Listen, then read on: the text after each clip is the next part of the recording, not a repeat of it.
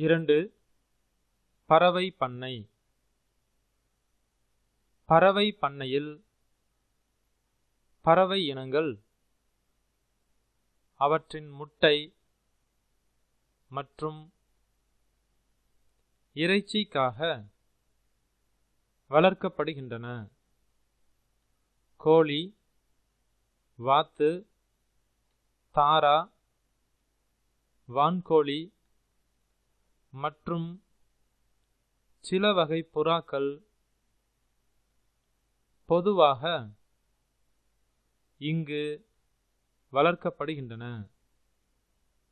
இவற்றுள் 90% கோழிகளே அதிகம் வளர்க்கப்படுகின்றன. இறைச்சிக்காக வளர்க்கப்படும் கோழிகள் இறைச்சி கோழிகள், அதாவது பிராய்லர் எனவும், முட்டைக்காக வளர்க்கப்படும் கோழிகள் முட்டை கோழிகள் லேயர்ஸ் எனவும் அழைக்கப்படுகின்றன. மனிதர்களுக்கு தேவையான சரிவிகித உணவை அளிப்பதில் பறவை பண்ணைகள் முக்கிய பங்கு வகிக்கின்றன. பண்ணை நிர்வாகம் என்பது குஞ்சு பொரிக்கும் முறை, அவற்றை வளர்ப்பது, பாதுகாப்பாக கூட்டில் வைத்து பராமரிப்பது, தூய சுற்றுச்சூழல், சரியான உணவு, நோய் வராமல் பாதுகாத்தல் மற்றும் சரியான முறையில் சந்தைப்படுத்துதல் ஆகியவற்றை உள்ளடக்கியதாகும். தமிழ்நாட்டின் நாமக்கல், பல்லடம் மற்றும் சென்னை போன்ற இடங்களில் கோழி பண்ணைகள் காணப்படுகின்றன. இனங்கள்: 100க்கும் மேற்பட்ட கோழி இனங்கள் நம் நாட்டில் வளர்க்கப்படுகின்றன. பயன்பாட்டை பொறுத்து இவை பலவிதமாக வகைப்படுத்தப்பட்டுள்ளன.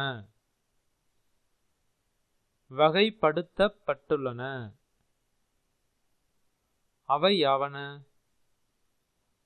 இறைச்சி கோழிகள் பிராய்லர், முட்டை கோழிகள் லேயர் மற்றும் இரண்டிற்கும் பயன்படுபவை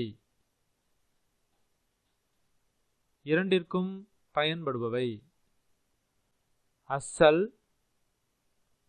சிட்டகாங், காகஸ், பஸ்ரா, பிரமா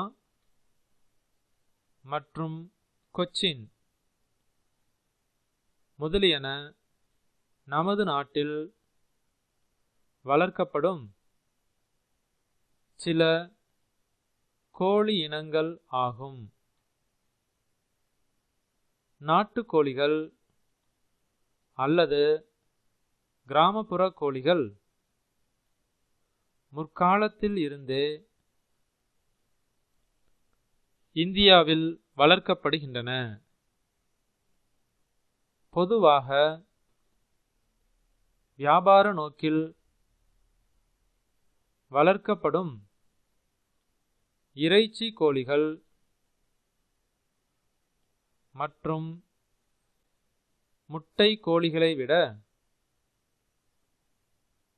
இவற்றின் இறைச்சியின் அளவு மிகவும் குறைவாகவே இருக்கும். ஆனாலும் இக்கோழிகளின் இறைச்சி மற்றும் முட்டையின் தரம் வியாபார நோக்கில் வளர்க்கப்படும் கோழிகளின் தரத்தை விட அதிகம். காகஸ், கொச்சின், பிரம்மா, பிராய்லர்,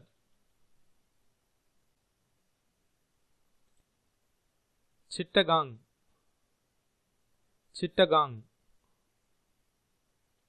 பிளைமோத்,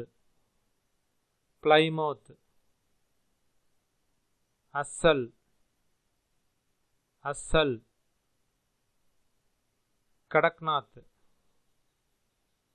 கடக்நாத். உங்களுக்கு தெரியுமா, கோழி வளர்ப்பில் இந்தியா உலகிலேயே 5வது இடத்தில் உள்ளது. வெள்ளை லெக்கான் கோழிகளே உலகிலேயே அதிக அளவில் முட்டையிடும் கோழிகள் ஆகும்.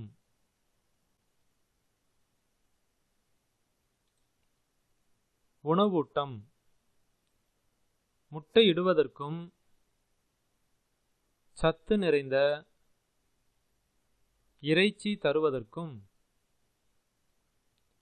பண்ணை பறவைகளும் புரதம்.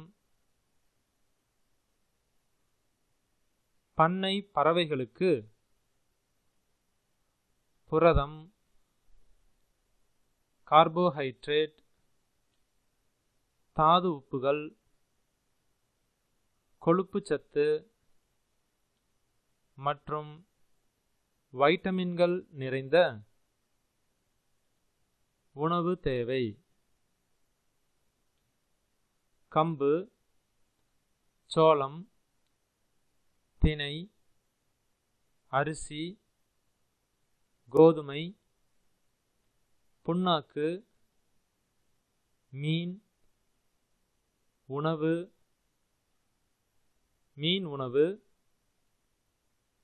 ரொட்டி மற்றும் பச்சை காய்கறிகள் ஆகியவையும் இவற்றிற்கு உணவாக கொடுக்கப்படுகின்றன.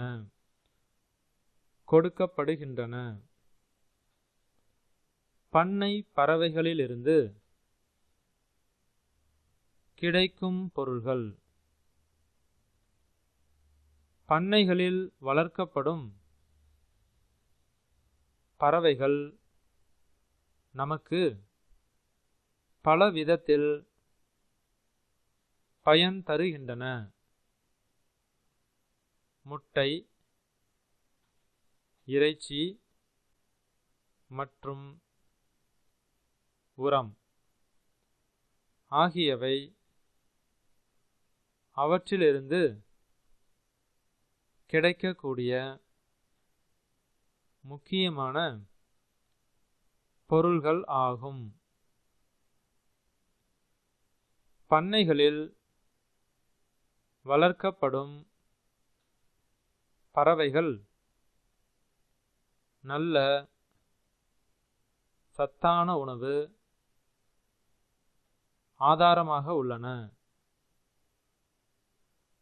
நல்ல சத்தான உணவு ஆதாரமாக உள்ளன. இவை இடக்கூடிய முட்டைகள் அதிக புரதச்சத்து மிகுந்தவை. இவை எளிதில் செரிமானம் அடையக்கூடியவை. இவற்றில் நமக்கு தேவையான தாது உப்புக்களாகிய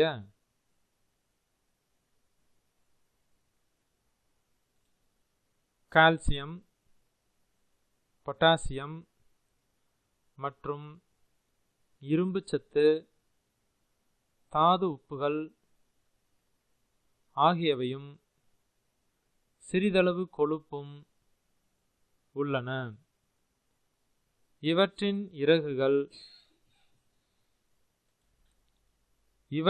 இறகுகள் தலையணை மற்றும் குளிர்கால மெத்தைகள்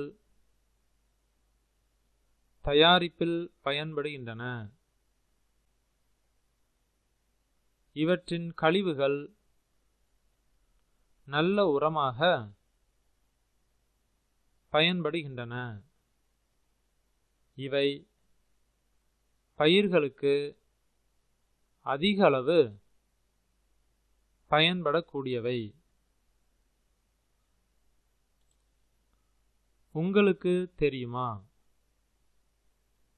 முட்டையில் கால்சியம், பாஸ்பரஸ் மற்றும் சோடியம் போன்ற தாது உப்புகளும்,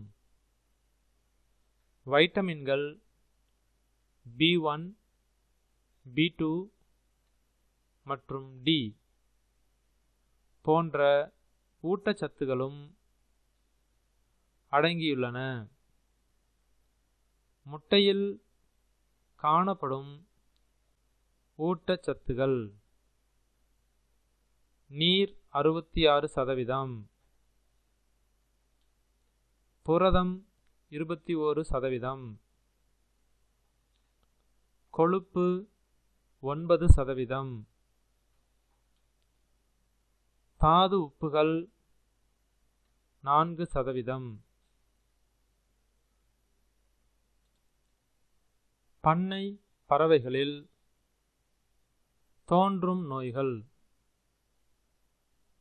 பண்ணை பறவைகளை முறையாக பராமரிக்காவிட்டாலோ அல்லது அவற்றிற்கு சரியாக உணவளிக்காவிட்டாலோ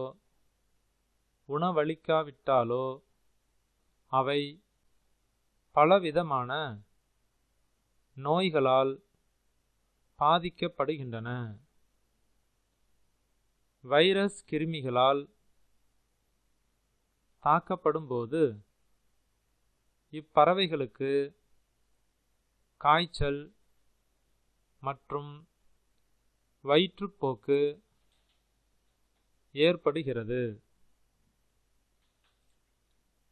பறவை காலரா நோய் பாக்டீரியாக்கள் மூலம் இவற்றில் தோன்றுகிறது. அதிக குளிர் மற்றும் ஈரப்பதத்தினால் இப்பறவைகளுக்கு சதைப்பிடிப்பு ஏற்படுகிறது. அக ஒட்டுண்ணிகளாகிய உருளைப்புழு மற்றும் தட்டைப்புழுக்கள் மூலம் இவை பாதிக்கப்படுகின்றன. பேன், தெள்ளுப்பூச்சி மற்றும் உண்ணிகள் போன்ற புற ஒட்டுண்ணிகளாலும் இவை பாதிக்கப்படுகின்றன.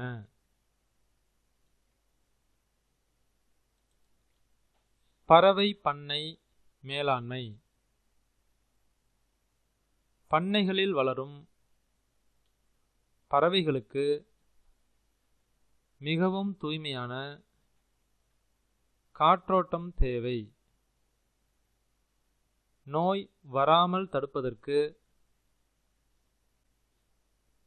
கீழ்க்கண்ட முறைமைகள் கடைபிடிக்கப்பட வேண்டும்.